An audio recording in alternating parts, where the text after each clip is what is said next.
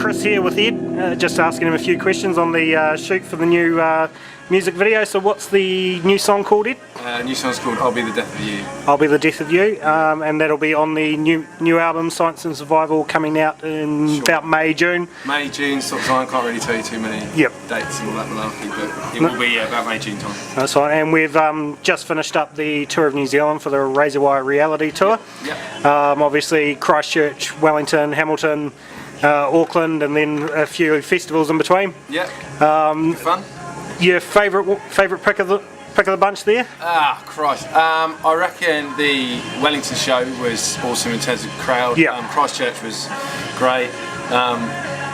Auckland was just mental. Crazy. Raucous, so.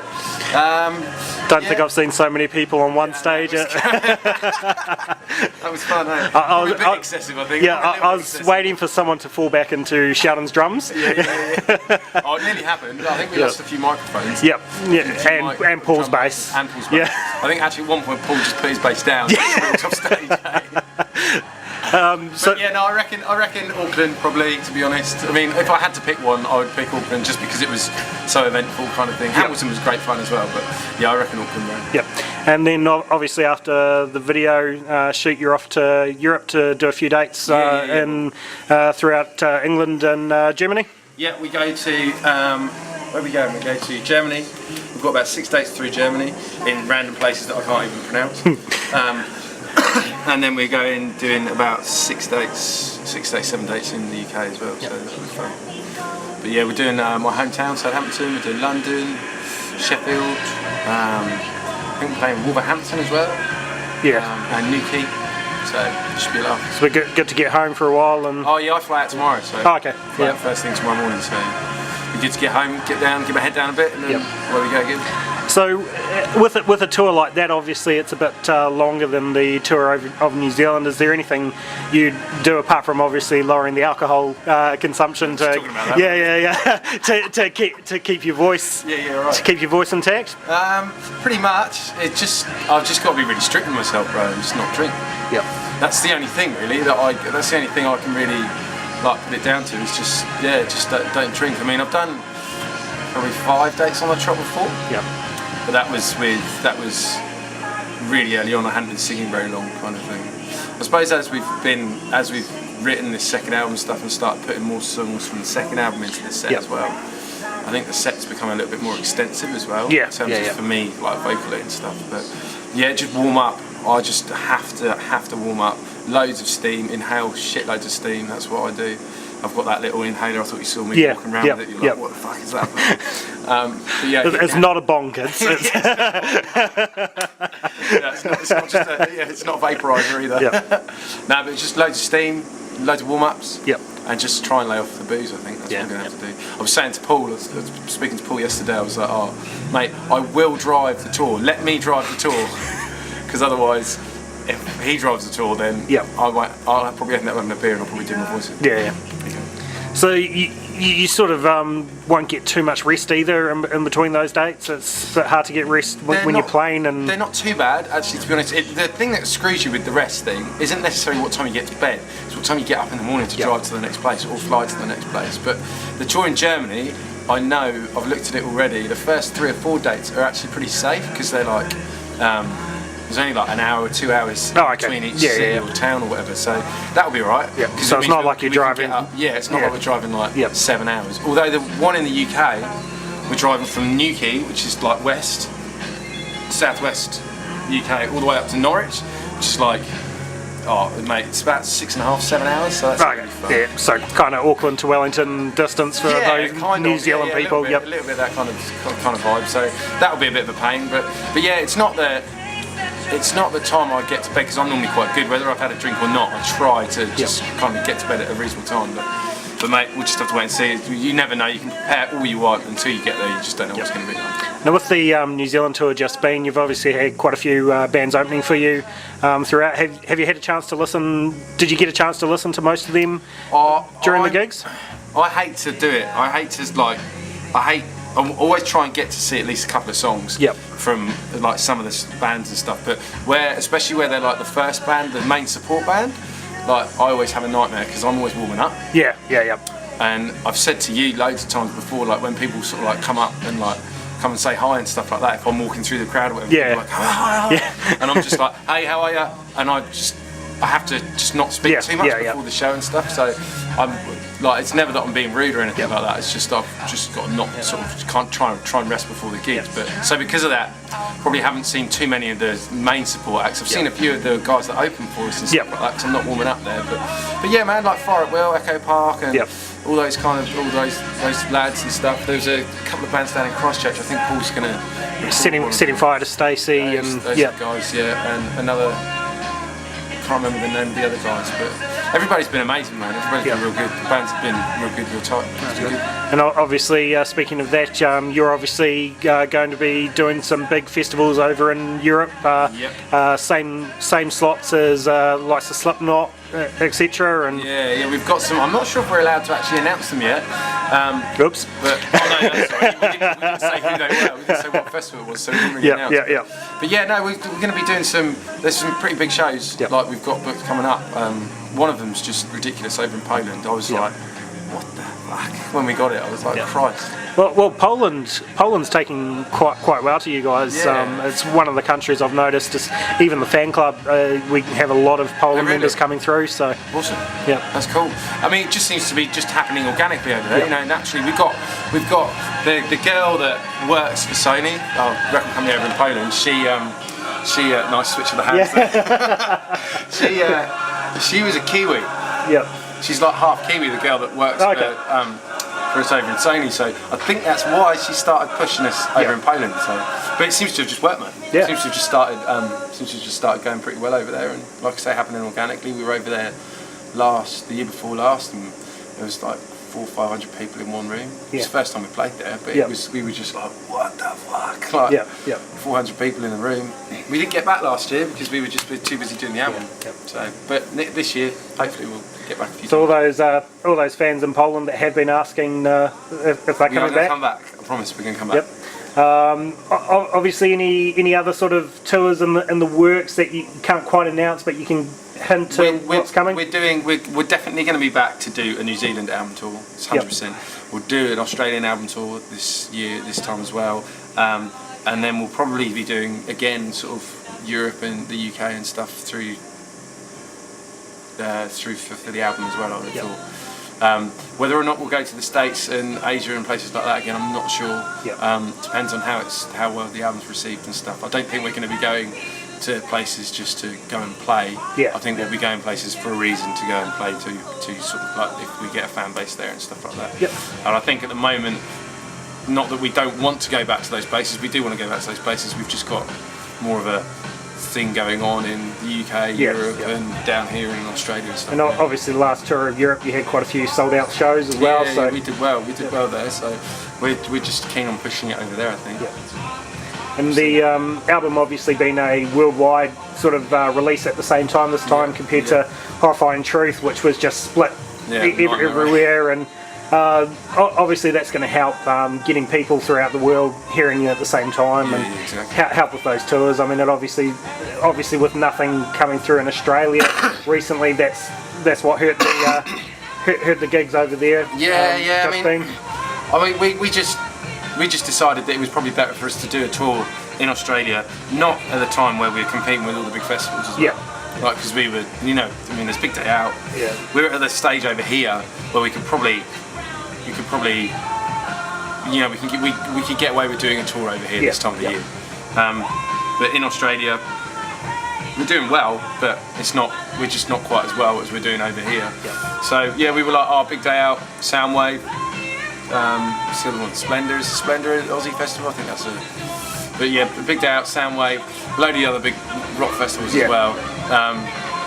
Big releases by Carnival and Birds of Tokyo and stuff like that, and Dead Letter Circus as well. We were like, let's just hang fire and just do a tour when we do the album. It just makes sense just to do it that way, really. So the last couple of questions, we'll stick to the new album. You've obviously got all the tracks that you're going to put on the album.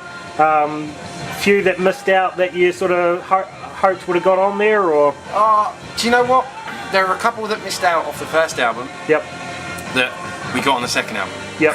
A couple. And those two we're happy with. Those two I'm happy that they're on the album. Yep. We had a couple of other ones lined up that were potentially going to be on there, but we just wrote some better songs. Yeah, that's all it is. We just kept on writing, which is what we always do. We're always writing anyway, but we just kept on writing. And we just wrote some better songs that we were just like, oh, do you know what? These are going to work. I think these are going to sit better for us in the whole makeup of the album and stuff. But so, do you have a favourite song from this album? At the moment, no, because I like them all just as equally because they're so fresh. Because some of the songs aren't fresh. Some of the songs we wrote years ago, but the new recordings of them and the new versions of them are just like, I'll make them. Now we've heard a couple of obviously Echoes and the Gallows that you guys played live during the Razorwire reality tour. That seemed to get a lot of good reactions from the crowds. And the Army members in Christchurch got to listen to that and another song which sounded a lot. Silhouette. Silhouette. Yeah, it's called and it has a lot more of a deeper sound to it than what we're used to. Oh, we've kind of intentionally gone down that route. Yeah. Like that's something that that we've all kind of agreed on, that especially to try and solidify our status in the UK as well. It's more of an alternative kind of a heavier alternative kind of band, I suppose. Something that we've always been aware of is that we can go quite heavy with the music because the kind of vocal lines that I kind of write are a lot more poppier than obviously the bands that go heavy and they've got screamers and the heavy vocals, like screaming people on there and stuff, which is fine, which is good, but that's why we can kind of push the music a little bit that way, because I'll always pull it back again. Yep. So we've made an intentional move to go a little bit heavier. Yeah. That's been an all agreed kind of combined kind of decision there to solidify ourselves more in the sort of like the UK kind of Europe market. Not discounting New Zealand in any way whatsoever, but we're based over there, so like a few of the people that work with us in the UK as well have suggested that we go a little bit heavier, so we were like, well, do you know what, let's do it. And obviously, speaking of that heavier stuff, we've got the, is it 14-minute song? 13 and a half minutes. 13 and a half minute song. Obviously, for some people that have gone to the sound checks over the last few years, it's one that has been occasionally brought out during the sound checks. I think we recorded the live thing in Whangarei. Okay. The demo, not that it was a demo, and then I think Paul and I did bashed out some vocal lines, mate, there's so many different vocal lines popping around all over the place anyway. So it was, it's a 12-minute journey, it's a 12-minute journey, you know, it's epic. So obviously not going to be a single at that sort of never know, eh? You can't call them, a few bands have done it. Yeah, a few bands have done it, but I mean, that obviously sounds like a highlight of the album, having that 11-minute journey. End, it's a big journey. I'll give it away. There's definitely at the end. It's the last song on the album, so it kind of goes out with a bit of a journey kind of thing. I'd always argued, I'd always said, well, why don't we write 3 separate 3-minute songs, or 4 separate 3-minute songs in 12 minutes, and give ourselves an extra 4 shots at hitting the big one and getting the big tune, having that worldwide smash. But you never know. But to be honest, you never know, mate. You never know. I think I'm pretty confident that we'll have quite a bit of success out of this album. So we'll just wait and see. All you can do is just wait and see, and then whatever happens after the second album is whatever happens after the second album, you know? And Alex and James from the Army, they've just joined us here. You guys got any questions for Ed while we're filming? Oh no, on the spot. Put you on the spot. Dun dun dun! I've run out of questions, so... KFC or McDonald's? McDonald's, mate. Definitely on the way McDonald's. Fillet O'Fish, mate. Or Fillet. I was having an argument with some... the Kiwi lad the other day, he was like, mate, it's fillet, and I was like, no, it's not, it's a fillet. It's a fillet of fish. But yeah, no, probably fillet of fish, mate. Macca's all the way. So, Ed, we've got Mr. James Keane beside us. Now, he couldn't come to any of your recent shows because he was getting married the day after your Auckland gig. Oh no. What's your thoughts on that? We won't show this to his wife, but... Well, given that he missed our show because he was getting married the day after. Well, I don't know. Had I not been in your situation, my friend, I recently asked my good lady to marry me. So back in November. So and the answer was. The answer was. Yeah, she did say yes. Unfortunately, didn't get to walk us in. So I would normally have giving you a bit of a cuss, give you a bit of a grilling, but I kind of understand, mate. You know what, I understand. I'll let you off, mate. You've probably been to about a million of our shows anyway, so... he wanted to come. Yeah. He wanted to come. We even offered him a free ticket. I got a free ticket, and I knew she didn't want me to come. And the day before the concert, I said, "Hey Tina, I won this free ticket." Is there any way I can go? And she gave me this look. I was like, "Okay, I won't yeah, go." you get that look, you get that. No, I'm not. And I asked her an hour later, so are we still getting married? Just doomed, mate. You were just doomed. You just weren't going out. No, it's alright. Now, obviously, you've done a cover of a Slipknot song, Duality, which was on the EP released. Release we did, yeah. Yeah, released in Germany. Yeah. You haven't played it live as of yet. No. This is on the record. Damn you! Any plans on playing it live, or even doing a live version of it? Well, when we did it, it was live version, so you've got a live version. So when we recorded it live. As to whether we'll ever do it at a gig, I don't honestly know. I'd give it a bash. I'd give it a go. I don't know whether the other boys would do that. Where it would sit in our set, I don't know. Like, especially as the new stuff's a bit heavier. Yeah. We couldn't exactly come out of a song like Silhouette that you've heard that you know is really heavy, and go, we're just going to do our cover of Duality now. I don't know, mate. It would have to be, we'd have to do it. The only time I think we'd do it would be if we got booked for like some kind of acoustic gig kind of thing, and that's when we do it. That sounds good, doesn't it? We might need to organise an acoustic gig then. Get loads of invites. Do you want to do this acoustic show? That'd work. My favourite version of Purple Heart is the acoustic version. Andrew and I did it. Yeah. I saw that, you retweeted that. Yeah. I was just on YouTube watching I'm Drying, and that came up. I'm like, I haven't seen this in about 2 years. That was a random day. Andrew was so hungover, and I was as well. He looked it. Because they did this interview to start with, and then they did an interview, and then they said, right, you've got to do the song now. And then they chopped it in half and put them both up separately. Yeah. And like the interview's hilarious because Andrew's just like, He did. I'm a guitarist. I think he only said one sentence, and that was that. I don't have to say anything. I'm a guitarist because I'm hungover. Then pass the microphone back, and then they were asking me. I was fucking hungover as well. Yeah. And they were like asking me, so they were like, oh, what's Blood Money about? And I was like, I just had a complete mind blank. Honestly, I just went, just completely forgot. And I was like, oh fuck, you should have asked Paul that one. And I just had a, like, on camera, just dive. So what is it about? Still can't remember. Still hungover. Still hungover, yeah. Drinking water, mate. Mate, people make up their own decisions, don't they? People, over the years, I've become less and less vague about letting people know what songs are about. Yeah. Because people just make up their own reasons, meanings for it. Yeah, people got their own interpretation of what it means. Like After the War's about some dude coming back after the war. Yeah. Like I think it was about Paul's granddad. Yeah. When he was during the war or whatever. But people come up to us, oh, do you realise you're a religious band? And we're like, what? Sick God. Does this God at all? Does this God even know you all? I was like, oh my God. I was like, oh, okay, yeah, great band, cool, whatever. You get like, I've had like a couple of people come up to us and say, oh, you're like a religious band. I'm like, no. But it's, people just make their own interpretations up for the lyrics and stuff. So basically, it all pretty much comes down to either love, war, or some kind of politics somewhere along the lines. Those three things are pretty much what people interpret them into in some way, shape. Hey, so I've just over the last few, doesn't matter how many times you tell people what they're about, it always gets back to like it being just a big case of Chinese whispers. Oh, that song's about that. That song's about that. Yeah.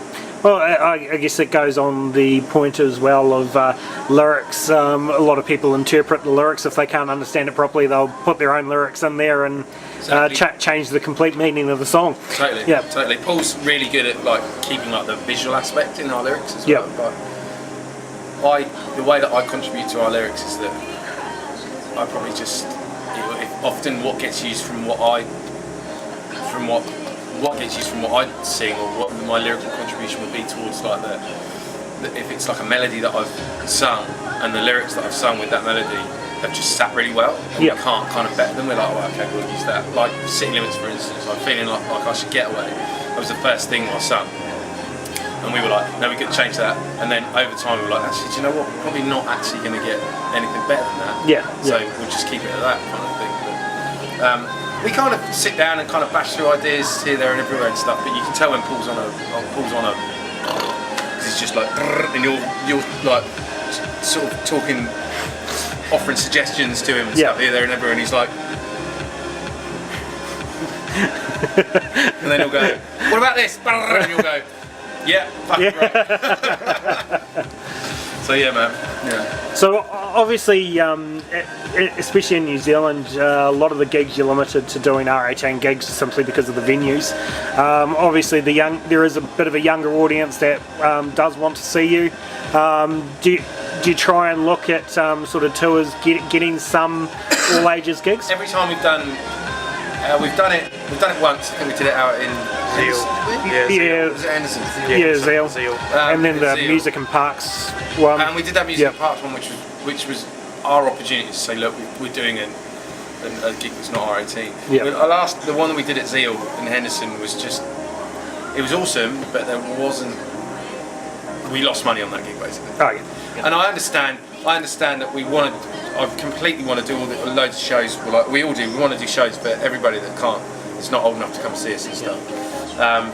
But at the moment, I don't know. It's a tough one. It is a tough one because we all want to do shows for people that we can't, that aren't old enough to come and see us. But I don't know. It's just we're kind of caught between a rock and a hard place. You know, we've got people, managers, and not necessarily managers, but just people looking at the finances of being on tour and stuff, because being on tour is really expensive.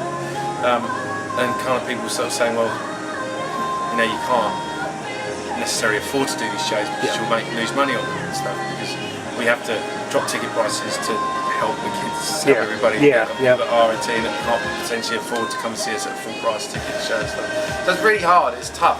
And I don't like doing gigs, coming over here and not doing a gig where it's not R18, you know, where they're all R18 gigs kind of thing, but yeah, we're kind of in between a bit of a rock and a hard place for that one. But we definitely will do another gig that's not R18. Just whether we'll do it this album, I don't know, whether we'll slide it in with a festival that's not R18 kind of thing, you know? Like Music in the Park. Because that did work really well because there were heaps and heaps of kids there that was a great show, the Music and Parks. My 6-year-old son at the time had an absolute ball, and there were a lot of kids there. That little lad that was down the front with the long hair. Yes, he was rocking out better than some of the older kids. Yeah, just like, yeah, man. I was like, how old are you, mate? He was like, I'm 8. I was like, right, good. I love your band. I was like, fuck. But yeah, you know, those kind of gigs are awesome. I'll tell you what, just watch the space, I suppose. And obviously for those people that are under 18, they can just keep listening to this song playing in the background at the moment. What does the fox say? I don't know. Have you not? Just listen. Just listen. We'll leave this recording here and see what Ed's reaction is to the song. It's definitely got auto-tune all over it. What the fuck? So, did you ever get your Crazy Frog? Yeah, it is. It's pretty much the new Crazy Frog. Fuck! Is this only big in New Zealand at the moment? No, this is all over the world. Yeah. It's is it Scandinavian or? I don't care what it is. It's terrible. It's fucking idiots, man. It sounds like that band. There's that art rock band called Art Brute, I think. Sounds like a cross between Art Brute and Crazy Frog. Yeah. You've got to watch the video with it to understand it better, I suppose. No, I still don't understand it. Has it come from a game as well? Like Crazy No. Frog? It's just some. I think it was supposed to be a parody video, and it just went absolutely huge. It's fucking awful. Absolutely fucking awful. Like, there's pop music. There's just music that's just popular. Yeah. This is just fucking. Try being at a 7-year-old's birthday party. Yeah, great. Yeah, they played about 6 times in a row. Man. Yeah. Great. That's awful. See, and now listening to this was number 1 for a certain amount of time, so you know what you need to do for your next song. Fancy Keep saying we need some Crazy Frog, What the Fox is action. Not interested.